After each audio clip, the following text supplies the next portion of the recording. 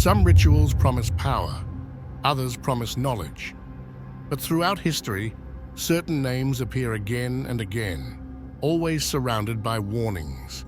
Ancient Mesopotamian tablets, medieval grimoires, mystical traditions, all speak of entities that bring chaos, death, or madness to anyone reckless enough to call on them. What makes this so unsettling is the fact that the instructions for summoning them survived too, scratched into clay, hidden in forbidden manuscripts, or passed along in secret rituals. Every tradition says the same thing. Those who reach out to them rarely walk away unchanged. Today, we'll look at 10 of the most feared beings ever recorded. Figures that mythology, religion, and the occult all agree should never be invoked. Because the stories left behind by those who tried suggest one truth above all: the price is never what you expect. In horror fiction, few demons have burned themselves into popular memory like Pazuzu, the force behind Regan MacNeil's possession in The Exorcist. But when you look closely at both the film and the older sources, things become more complicated. William Peter Blatty, author of the novel and screenplay, could have chosen Lucifer, Satan, Beelzebub, or any name from centuries of demonological catalogues. Instead, he chose Pazuzu, a decision that only makes sense once you understand what this figure really was in Mesopotamian myth. Ancient texts place him among a family of dark powers: son of Hanbi, god of evil, brother of Humbaba, the monstrous guardian of the cedar forests in the Epic of Gilgamesh. Yet the myths give Pazuzu a role that isn't purely malevolent. He was called King of the Evil Wind Demons, ruling the southwest wind that brought droughts, dust storms, and fevers, forces feared by farmers and kings alike. But this same figure was summoned as the sworn enemy of Lamashtu, the night demoness who hunted pregnant women and newborns. Lamashtu appears in Mesopotamian plaques with the head of a lioness, the body of a woman, taloned feet, nursing dogs and pigs, holding snakes in both hands, a walking catastrophe for mothers and children. Pazuzu's image always faces hers, mouth open, arm raised, as though the scorching wind itself poured through him to drive her away. He was terrifying because he had to terrify something worse. That's the paradox. Invoking him meant calling the storm to your door. Priests used spells and amulets not to welcome him, but to restrain him, to fix him to a perimeter, to order him against a single target. Without that precision, the same winds that chased Lamashtu into the desert could turn on the very household that summoned him. Which brings us back to The Exorcist. At first glance, Regan and her mother seem like Pazuzu's victims. The girl's body is consumed by his presence. Her mother watches helplessly as her daughter deteriorates. But the film hints at a darker subtext. The only death directly caused by the demon is Burke Dennings, the man found at the bottom of those now iconic Georgetown steps. Dialogue and implication suggest he had a history of abusive behavior toward Regan. Some readings of the story argue she used the Ouija board not to invite evil, but to call for help against something she couldn't name out loud. Seen through that lens, Pazuzu's role shifts. He becomes less a random invader and more a barrier, violent, destructive, but aimed at those who violated or failed her. Dennings dies. The mother, who ignored warning signs, suffers as well. Even the priests aren't spared. Father Merrin collapses from his heart condition. Father Karras, confronted with accusations of abandoning his own mother to die alone, ultimately offers himself as the demon's final host, before hurling both body and presence down the steps. In every case, the ones destroyed are those linked by guilt, neglect, or direct harm. When they're gone, so is the demon. That symmetry feels deliberate. The myths describe Pazuzu as dangerous but not senseless, a calamity with direction. He devastates, but often to drive out something worse. This explains why Blatty reached for him. Pazuzu isn't the devil in the Christian sense. He belongs to an older world where spirits were forces of nature, not embodiments of absolute evil. His storms protected mothers by wrecking everything around them. He was feared because fear was the only language strong enough to hold Lamashtu back. That's why summoning him was so dangerous. Even in the ancient world, his name came with warnings. Use him briefly, precisely, or the cure becomes the plague. And once he's here, he leaves only when nothing threatening the victim remains, whether human, demon, or priest. In medieval grimoires like the Ars Goetia, Astaroth is described as one of the highest-ranking demons in hell, the great duke of the infernal regions, commanding entire legions. But his name doesn't begin in the Middle Ages. It goes back to the goddess Astaroth, worshipped by Canaanites and Phoenicians, tied to fertility, love, and war, and connected to figures like Ishtar, Inanna, and Aphrodite. When the Bible condemned the false gods of Israel's neighbors, Astaroth became Astaroth, transformed from a goddess into a demon. Later, demonologists built on this. They claimed Astaroth had once been a powerful angel in heaven, chosen by God for his intelligence, and given the role of teaching humanity, science, philosophy, medicine, even destiny itself. People prayed to him for knowledge. Other angels asked for his advice.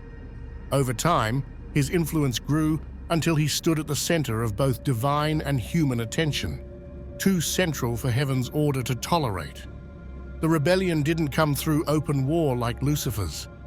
It came through disobedience.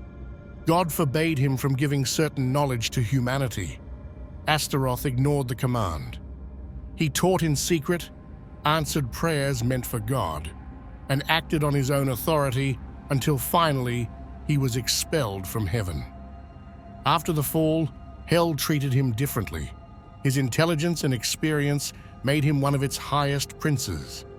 Texts describe him wearing a crown, carrying a serpent-tipped scepter, riding a dragon or a wolf with wings.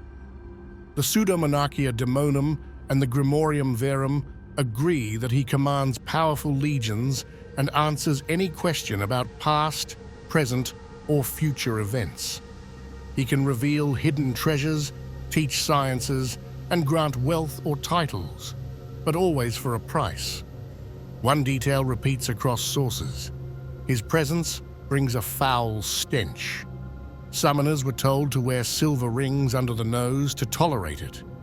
Some saw this as symbolic, wisdom separated from God becoming corruption. But demonologists also warned it was a sign of the danger behind his gifts. Because Astaroth doesn't attack like a storm or a wild beast.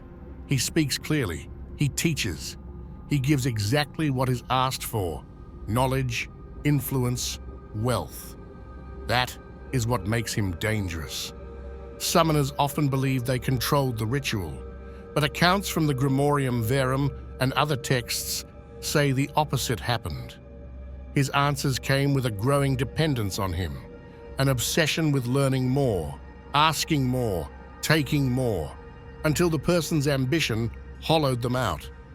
Even the Bible links Astaroth with vanity, pride, and the temptation of kings.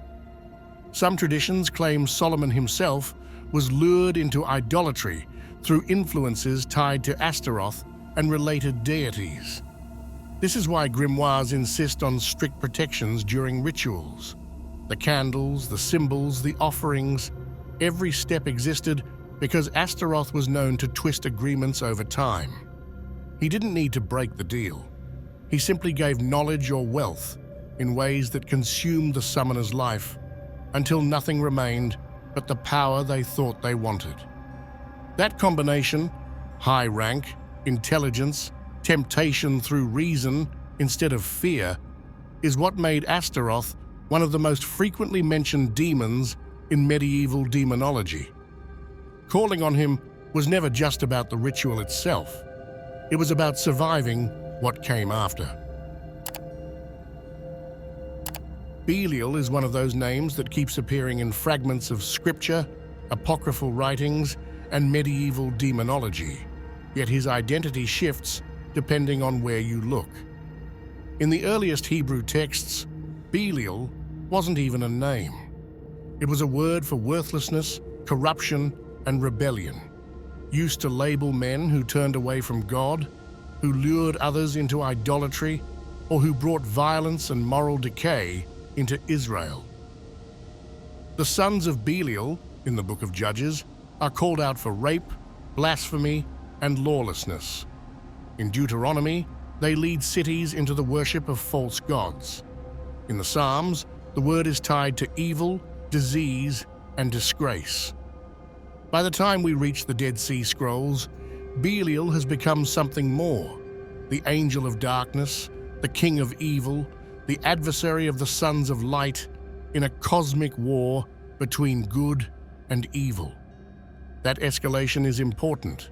It shows how a term for corruption slowly turned into the name of a spiritual being, one tied to rebellion, sin, and deception. The scrolls describe Belial as commanding his own army of spirits, bringing lawlessness across the earth, and waiting for the day he will be unleashed in the end times. In some passages, he is even given 3 nets to capture humanity: fornication, wealth, and desecration of the sacred. He becomes not just a corrupter, but a strategist of corruption. Later, apocryphal texts push this further. In the testaments of the 12 patriarchs, Belial tempts humanity with lust and idolatry, setting himself against the Messiah who will one day destroy him. The Ascension of Isaiah calls him the angel of lawlessness, the ruler of this world, even a prototype of the Antichrist, someone who will deceive nations, claim divinity, and demand worship before finally being defeated by God. Here, Belial is no longer just another demon. He is a cosmic opponent, a rival power allowed to test the faithful until the final judgment. Medieval demonology then absorbs all of this and gives Belial a throne in hell. Texts like the Pseudo-Monarchia Daemonum call him one of the first angels to fall, even before Lucifer in some accounts. They describe him as beautiful, persuasive, and dangerously intelligent, a being who grants titles, favors, and wealth to those who serve him, but who always leads them toward moral ruin. The Ars Goetia lists him as a mighty king, commanding legions, second only to the highest princes of hell. Literature builds on this reputation. In Paradise Lost, John Milton makes Belial the voice of cowardice and moral weakness among the rebel angels, eloquent, convincing, but always pushing for idleness and delay rather than open war. He embodies corruption through subtlety rather than open violence. And then there is the darker folklore. Accusations of human sacrifice in his name, claims that he taught sorcery to ancient civilizations, whispers that even King Solomon, famed for wisdom, was deceived into honoring him after being led astray by foreign wives and their gods. Across all these sources, one theme repeats: Belial seduces through reason, power, and temptation rather than fear. He offers gifts, wealth, prestige, knowledge, while eroding faith, morality, and loyalty to God. Some texts even present him as a necessary evil, a being God allows to test humanity. Others cast him as the ultimate enemy to be destroyed at the end of time. For occult traditions, this made him one of the most dangerous entities to summon. Rituals promised favors and knowledge, but demonologists warned that Belial demanded sacrifices, loyalty, and eventually the soul itself. Like Astaroth, he gave exactly what was asked for and left the summoner to deal with the cost. Asmodeus stands among the most infamous spirits in demonology. The Ars Goetia names him one of the 7 princes of hell, ruling over 72 legions. Yet before the fall, older traditions describe him as a high-ranking angel in the first celestial hierarchy, a being of intelligence and authority who joined Lucifer's rebellion and descended into the abyss when heaven cast them out. After the fall, texts say his form became monstrous. He is described with 3 heads, a crowned human at the center, a ram on one side, a bull on the other. His tail ends in a serpent. He carries a spear in one hand, a banner in the other, and rides a dragon breathing fire. The crown signals dominion over men. The ram and bull symbolize lust, violence, and stubborn defiance. Medieval sources made him the embodiment of lust, jealousy, and the destruction of families. The Testament of Solomon calls him the spirit behind adultery, infidelity, and marital discord.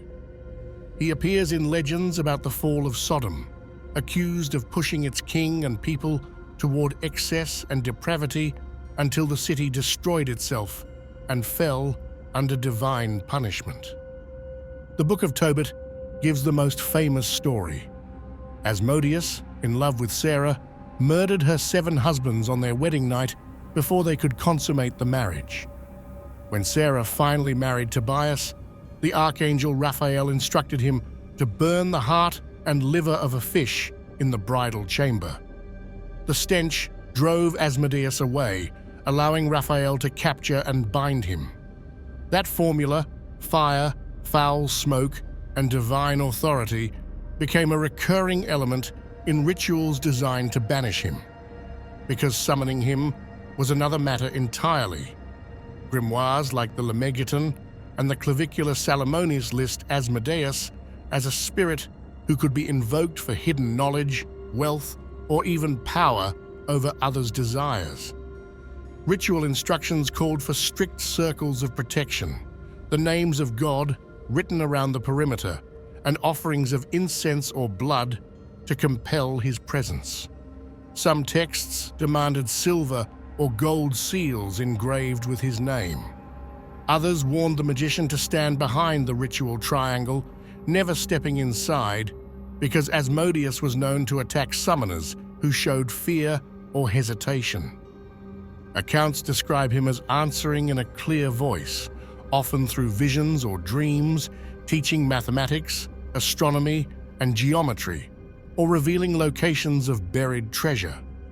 But nearly every source warns the same thing. His pacts turn on the summoner over time. Those who called him for lust often ended in obsession or ruin. Those who sought wealth reported betrayal, accidents, or sudden madness. Demonologists stressed that the protections, prayers, seals, and divine names had to be precise.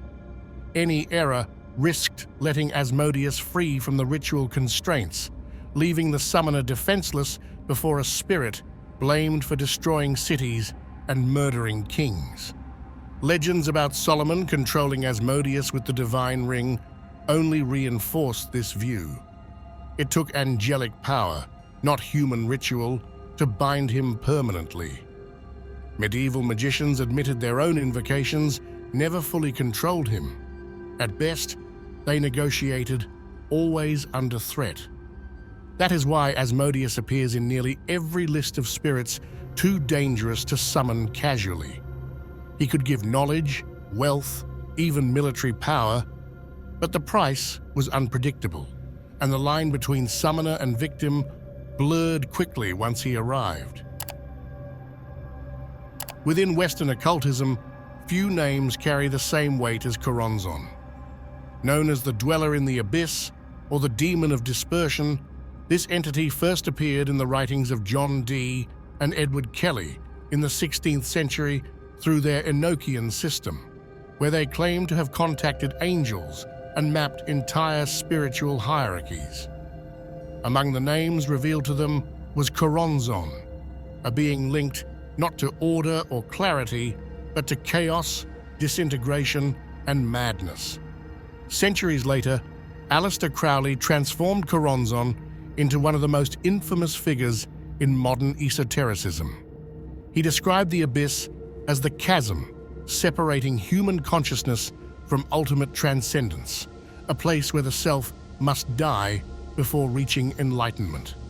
Chronozon, in this vision, guards that threshold. To cross, one must abandon the ego completely, fail, and he devours mind and soul alike. In 1909, Crowley claimed he confronted this entity directly in the Algerian desert. The ritual, detailed in the vision and the voice, placed his companion, Victor Neuberg, inside a consecrated circle, armed with divine names and a ritual dagger. Crowley invoked Chronozon into a triangle sealed with blood. Witnesses described a manifestation that constantly shifted shape: raging beast, seductive woman, even Crowley's own voice, taunting Neuberg, begging for mercy, promising power, then threatening violence. At one point, Chronozon scattered sand across the circle's edge, breaching its defenses and attacking Neuberg in a frenzy before being driven back by divine names and steel. After hours of struggle, the entity dissolved, and Crowley announced victory, claiming he had crossed the abyss itself. Yet this is where the controversy begins. Many contemporaries suspected Crowley exaggerated or even fabricated the entire ordeal. He admitted the ritual ended when the sacrificial blood anchoring Chronozon's manifestation dried up, not because he truly overpowered the spirit. Critics argued that Crowley never proved he achieved ego death or spiritual transcendence.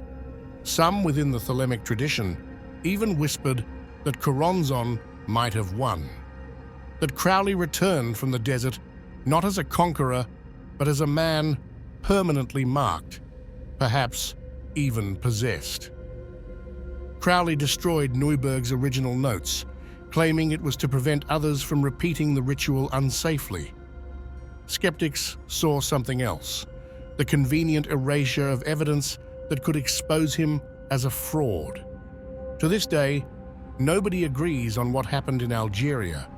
Believers see the encounter as a genuine crossing of the abyss. Critics see self-mythologizing from a man obsessed with his own legend. What remains certain is Chronozon's role in occultism, the embodiment of chaos at the edge of reality itself. Summoning him means gambling sanity, identity, and soul, and even Crowley, whether victor or victim, never attempted it again. Among all the entities feared in Jewish mysticism, none carry the same aura of dread and fascination as Lilith. Her name emerges in fragments across ancient texts: the Babylonian Lilitu, the alphabet of Ben Sira, the Talmud, and the Zohar.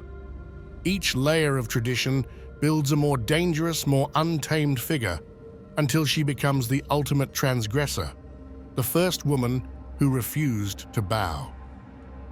According to medieval accounts, Lilith was created at the same time as Adam, from the same earth, not from his rib like Eve. She demanded equality.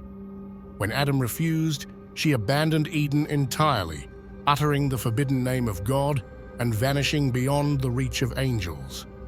From that moment, Lilith was cast as the adversary not only of Adam, but of the entire divine order, the woman who rejected submission and was transformed into something otherworldly.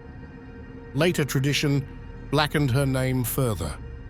Rabbinic texts painted her as a night demon who preyed on infants and seduced men in their sleep, draining them of life. The Talmud speaks of her wandering through desolate places with a legion of demonic offspring, the Lilim, hunting newborn children and pregnant women. Amulets from the Middle Ages bear inscriptions invoking angels Senyoi, Sansanoi, and Samangaloth to ward off her attacks, a sign of how real the fear of Lilith once was among ordinary people. But beneath the demonization lies something more complex. In Kabbalistic tradition, Lilith becomes the bride of Samael, the dark counterpart to the archangel Michael. Together, they rule over the Qliphoth, the shadow side of creation, the chaotic shells that lie beyond the holy Sephiroth of the Tree of Life. To summon her, medieval sorcerers performed rites steeped in sexuality and blood, seeing in Lilith both the terror of unbridled desire and the promise of forbidden power. Her image has always carried this duality. On one side, she embodies the death of infants, the seduction of men, the corruption of the flesh. On the other, she represents rebellion against imposed order, a primordial independence feared by patriarchal religion. This tension explains why Lilith remains so prominent in mystical texts. She is sin and liberation, demon and goddess, victim and predator. Accounts of her invocation are explicit in their warnings. Rituals describe offerings of wine, menstrual blood, or sexual rites under the moon, yet every text insists on the same danger. Once invited, Lilith does not leave easily. Medieval grimoires portray her as a presence that attaches itself to the summoner, eroding sanity and health, feeding on obsession until the boundary between devotion and destruction disappears entirely. To call upon Lilith is to risk more than physical harm. The sources suggest she infiltrates dreams, distorts desire, and unravels the mind from within. Many demonologists argued that she cannot truly be controlled, that even when banished, she leaves a trace, a hunger, a temptation that never fully dies.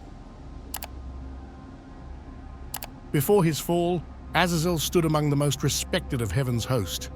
Ancient sources call him the Angel of Divine Justice, wielder of the flaming sword forged in the fires of creation. His role was absolute, to enforce cosmic law, to ensure balance under the will of the Creator. Accounts describe his eyes as living embers, able to pierce through falsehood, and his voice carrying the weight of celestial decrees. To see him was to feel the full force of divine order made manifest. But the texts also record a turning point. As the ages unfolded, he began noticing imperfections in the system he was sworn to defend. He saw decisions made in heaven that left suffering below. He witnessed contradictions in the laws meant to be perfect. Each perceived flaw deepened his resentment. The golden wings that once symbolized impartial justice darkened as if absorbing the anger building inside him. What began as loyalty hardened into disillusionment, then into open fury. When Lucifer rose in rebellion, he aligned with him without hesitation, not as a passive follower, but as one of his most aggressive generals. The chronicles of the Celestial War describe Azazel as an unstoppable force. His sword, once used to enforce law, now carved through heaven's legions with terrifying precision. Where he descended, the ground split open, rivers of molten rock erupting from the impact. His fall carved out his domain, a kingdom of ash and fire, the legendary seat of Wrath itself.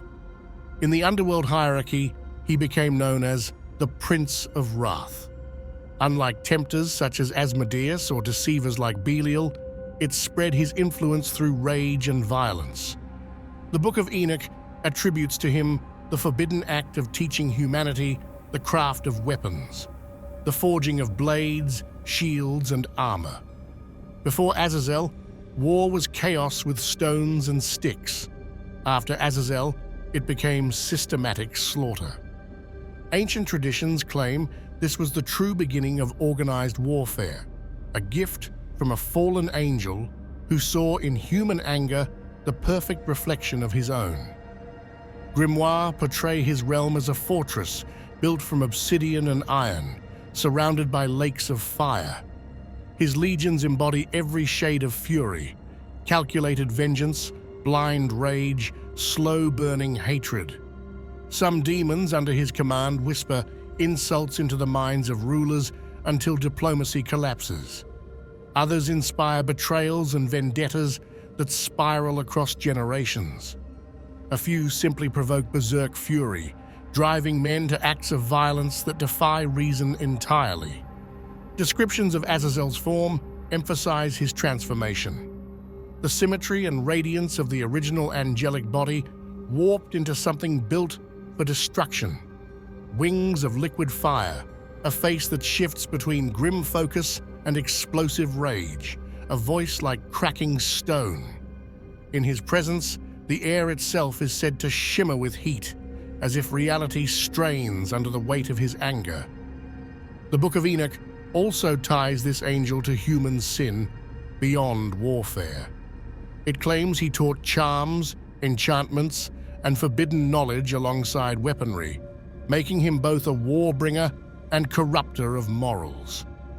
Because of this, later Jewish traditions associate him with the scapegoat ritual on Yom Kippur. One goat sacrificed to God, another for Azazel, cast into the wilderness, carrying the sins of the people.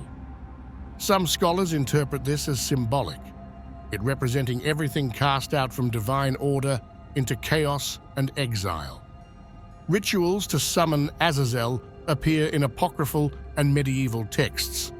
They consistently involve fire, blood, and symbols of conflict, weapons placed on the altar, invocations recited over open flame. Witnesses warned that his manifestation drives everyone nearby into uncontrolled anger. Lesser demons arrive first, provoking arguments among those present. Then comes a wave of heat, described as the air itself igniting, followed by visions of a winged figure whose presence crushes reason under hatred. Many accounts end with violence erupting among the summoners themselves, as if Azazel leaves the battlefield inside the minds of those who call him.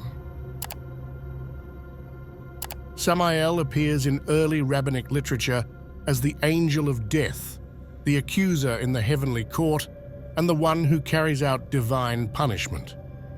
Texts like the Midrash and the Talmud describe him as the executioner who struck Egypt's firstborn during the Exodus, and as the one who takes the souls of the wicked at God's command. He serves divine law, yet constantly tests it, tempting humanity towards sin before accusing them in heaven. This duality made him both feared and necessary, a servant of God enforcing judgment, yet always circling the edges of rebellion.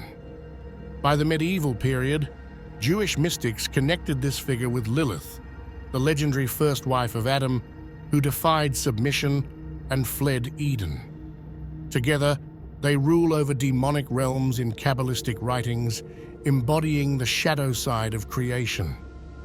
While the Tree of Life represents divine order through the Sephiroth, the Qliphoth embodies its collapse into shells of chaos. Samael rules severity cut off from mercy, the moment justice mutates into cruelty, the law transformed into poison. This is why his name can be read as Venom of God. He represents judgment turned toxic, cosmic order, hardened into something predatory. Gnostic texts deepen this darkness. Some identify him with the Demiurge, the arrogant creator of the material world who falsely claims to be the only God. Blind to the higher divine realms, he crafts a flawed universe and traps souls in matter. Here, Samael becomes not just an angel of death, but a tyrant of cosmic ignorance, shaping existence while misunderstanding its source. Later, esoteric systems use this image to portray him as the force behind oppressive hierarchies, the architect of prisons both physical and spiritual. Medieval grimoires attribute to him forbidden knowledge, similar to what apocryphal texts ascribed to other fallen angels. Enchantments, astrology, the secrets of power. Yet he is never depicted as merely a tempter offering pleasure or wealth. Rituals invoking him demand preparation through fasting, protective names, and precise timing under planetary hours linked to Saturn or Mars. Summoners record visions of burning eyes or a serpent-winged figure speaking in riddles about life, death, and judgment. These encounters rarely promise comfort. They confront the magician with destruction, mortality, and the limits of human power. In the left-hand path, Samael becomes central to initiatory systems focused on the Qliphoth. Practitioners see him as a gatekeeper whose trials break illusions through ordeals rather than blessings. His tests strip the initiate of certainty, demanding confrontation with fear, wrath, and death itself. Surviving these experiences symbolizes liberation from the structures he represents: law, morality, divine order, but at the cost of inner upheaval. Philosophically, Samael embodies severity unbalanced by compassion, the danger of law without mercy, and the thin line between divine justice and cosmic tyranny. Whether as accuser in heaven, partner of Lilith, blind demiurge, or ruler of the Qliphoth, he represents forces that destroy as they reveal, that punish as they illuminate.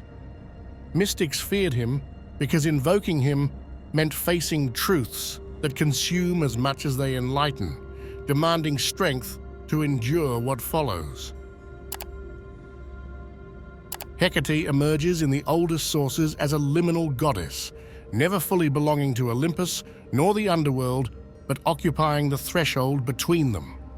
Her cult likely came from pre-Greek influences, Thracian and Anatolian goddesses tied to childbirth, night, and magic, fused with figures like the Egyptian Hecate, until she became a deity always dwelling on the edges of official Greek religion. Hesiod's Theogony names her as one of the few divinities Zeus himself honored above all others, granting her power in heaven, earth, and sea, a sign that she crossed every boundary yet remained outside all hierarchies. This ambiguous nature explains her roles in myth. During the Gigantomachy, she wields her torches to burn the giant Clytius, whose power had threatened even the Olympians. In the Homeric hymn to Demeter, when Persephone is taken by Hades, Hecate hears her cries, guides Demeter in her search, and later accompanies Persephone each year as she descends back into the underworld. These episodes reveal a goddess tied to life, death, and transition itself, which is precisely what later linked her to witchcraft, necromancy, and nocturnal rites. Artistic depictions show her with 3 bodies or 3 heads, sometimes woman, dog, serpent, or horse, reflecting the phases of the moon and the archetypal triad of maiden, mother, and crone. Her main symbols were the torch, the key, the dagger, and the cord. The torch for guidance through darkness, the key for access to hidden realms, the dagger for ceremonial power, the cord for birth and death. Her connection to Artemis and Selene deepened this lunar identity. Artemis as the young huntress, Selene as the moon itself, Hecate as the guide through shadow. Yet her worship was nothing like the public, sunlit cults of Olympus. She was honored at night, in private shrines, at crossroads and city borders, especially during the dark moon. Offerings of food and blood were left in silence because people believed she arrived with spirits and restless dead to claim them. Looking back after leaving the altar was forbidden. Witnesses risked madness or drew those spirits into their homes. Later, the Chaldean oracles and Neoplatonists elevated her into a cosmic principle, the living boundary between the divine intellect and the material world. She was said to transmit souls into bodies at birth and guide them back after death. To summon her, was to summon the keeper of every threshold, between waking and dream, life and death, gods and men. And this is where the danger lay. Ancient sources insist her rituals could open passageways to the underworld, but never promised the summoner could close them. The Strophalos, her spinning top-like symbol described in the Chaldean oracles, represented the structure of the cosmos itself. Spinning it during rites was meant to call her, but could also unleash whatever dwelled beyond human control. Later, grimoires warned that without the right discipline, purity, or protections, the forces arriving with her would not obey the magician, or leave when dismissed. This is why Hecate inspired reverence and fear in equal measure. She could grant knowledge, visions, and mastery over spirits, yet she traveled with spectral hounds, lamii, and ghosts. To call her was to open a door. The ancients believed what came through might refuse to go back. Baal, or Baal, as the medieval grimoires would later call him, is one of the clearest examples of how a god can be transformed over centuries into a demon, carrying every layer of fear and reverence accumulated along the way. In the ancient Levant, the word Baal simply meant Lord, and it was a title shared by many local deities. But the most powerful of them was Balu Hadad, the storm and fertility god worshipped in Ugarit during the 13th century before our era. He was the rider of the clouds, the one who struck the earth with lightning and brought the rains that made crops grow. His myths tell of victories over the sea, of battles with death itself, of dying and returning with the cycle of the seasons. Festivals were held in his honor, sacrifices were made, sometimes animals, sometimes, according to later sources, humans. Whether every tale of human sacrifice is true or not, what matters is that the image of Baal became forever tied to offerings of blood, to altars on high places, to a relationship with divinity where the price could be the most valuable thing you possessed. When the Hebrew prophets fought against his cult, they did so with words filled with fire and mockery. They called him an idol, a corrupter, a rival to the true God, and with time, his name merged with others like Moloch or Beelzebul in a single figure of condemnation. The passage from God to demon was complete by the time Christianity took hold. Baal was no longer the Lord of the Storm. He had become a memory of paganism itself, rewritten as an enemy of heaven. Yet in medieval magic, particularly in the Pseudo-Monarchia Daemonum and the Ars Goetia, Baal reappears transformed but immensely powerful. The first king of the 72 spirits of Solomon, ruler of the East, commanding entire legions. Descriptions of him in these grimoires are as unsettling as they are consistent. He is said to appear with 3 heads, one of a man, one of a toad, and one of a cat. Sometimes he has the body of a spider. Sometimes he sits upon a throne. Sometimes he crawls, enormous and crowned. The symbolism is obvious to anyone versed in medieval demonology. The cat embodies stealth, independence, the hunter who moves unseen. The toad evokes poison, alchemy, the grotesque, and the hidden filth of swamps. The human head speaks to intelligence, to language, to the reason needed to twist every pact to his advantage.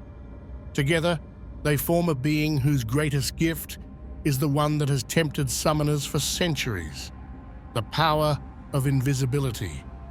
But in the grimoires, invisibility is never described as mere physical vanishing. It means moving outside the reach of consequence, living beyond the gaze of gods and men, acting without being touched by law or morality. And every text warns that this gift carries a price. Those who asked Baal for this power often found themselves not liberated, but erased, consumed by paranoia, isolation, or madness. The invisibility seeped inward, turning them into shadows of themselves. There is also the problem of his name. Baal was originally a title shared by many deities across the Levant, Phoenicia, and Carthage. Baal Shamem, Lord of the Heavens. Baal Hammon, Lord of Carthage. Baal Zebul, later Beelzebub. Calling on Baal without precision was, according to occult tradition, like opening a door to something vast and unnamed. You might get the king of the Goetia, or you might get something older, stranger, wearing 1,000 forgotten titles. This is why grimoires insist on exact seals, strict words, protective circles drawn without a single break. The spirit they describe is clever, legalistic, obsessively precise, one who listens for mistakes in the summoner's language so he can exploit them. And above all, there is his history. The old accusations of child sacrifice at Phoenician Tophets, the prophets calling down curses on his name, the belief that entire cities fell because they angered him or because they pleased him too much. This background stains every invocation. A summoner is not just calling a king of demons from a medieval book. He is touching something that for millennia was fed with fear, offerings, and death. The old texts say he answers quickly, that he grants cunning, secrecy, the loyalty of other spirits. But they also insist he twists desires, granting them in ways that turn against the petitioner. Ask for power, and you may get it in the form of paranoia and betrayal. Ask for invisibility, and you may find yourself cut off from everyone you love, from everything human, until you vanish, not from sight, but from the life you once had. This is why Baal stands at the threshold of every grimoire with a reputation for danger greater than most demons that follow. He was a storm god, a lord of high places, a name spoken with both reverence and terror for over 3,000 years. Summoning him is not a game of candles and Latin phrases. It is reaching into a current of myth and fear far older than the texts that claim to control him. And those who reach too far, if the stories are to be believed, rarely kept what they thought they had won. Through centuries of myth and shadowed ritual, one truth keeps resurfacing. Power never comes without a cost. The beings hidden in ancient texts and whispered by dying civilizations were never meant to be called lightly. Every invocation recorded in temple walls or forbidden grimoires carries the same aftermath: madness, hunger, lives consumed until nothing human remains. What makes these stories endure is not faith or superstition, but the patterns that repeat no matter the era. Those who summon always believe they can control what answers. They never do. And maybe that's the real warning buried in all these accounts. Some names survive in the dark because the dark wants them there, waiting for someone arrogant enough to speak them again.